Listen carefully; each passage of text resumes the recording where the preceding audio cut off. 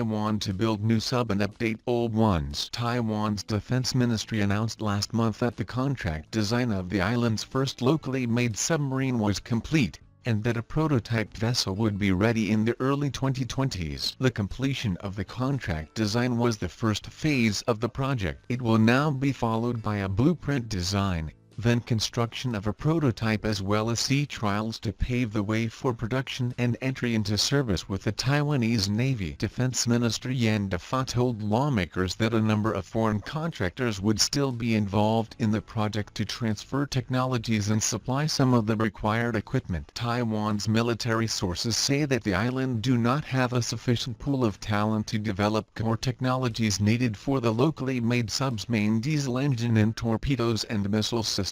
This means that the military has to pay a fat markup to source talent and solutions from overseas because of the limited number of contractors left as a result of Beijing's efforts at containment. Taiwan only has 2 diesel-electric subs in active service, bought from the Netherlands in the 1980s. Another 2, built in the U.S. during World War II, are used for training purposes. Taiwan reached a deal with a Dutch company in May last year to modernize the 2 subs currently in service. Rotterdam-based RH Marine, which supplies a range of maritime electrical and automation systems, will provide technical support for the refits, scheduled to take place from 2020 to 2022. To extend their lifespan beyond the 2030s and to equip them with long-range heavy torpedoes from the U.S. to enable attacks against Chinese assets from Taiwanese waters. Philippine and U.S. troops conducted their first joint airfield seizure drill on an island adjacent to the South China Sea,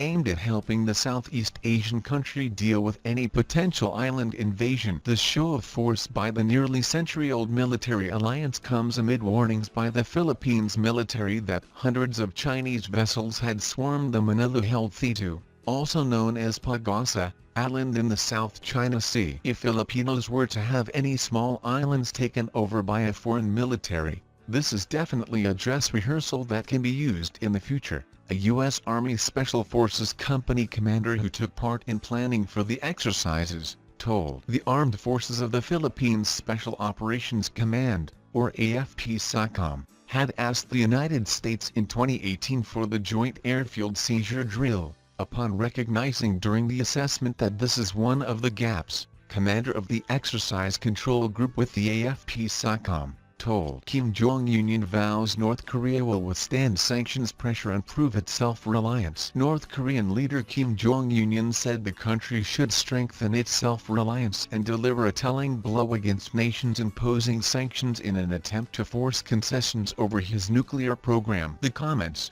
reported by North Korean state media, represent Kim's first official, defiant response to the breakdown of the second U.S.-North Korea summit in February. They also come as South Korean President Moon Jae-in was in Washington to meet President Trump. Moon is seeking a way to mediate between the United States and North Korea and restart a stalled dialogue. Kim, in remarks delivered to a plenary session of officials from the ruling Workers' Party of Korea, underlined the need to vigorously advance socialist construction based on North Korea's own efforts, technology and resources.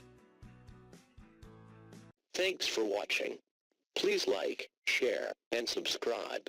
If you like the channel and want to support, please support on Patreon or PayPal. The details are given below in the description.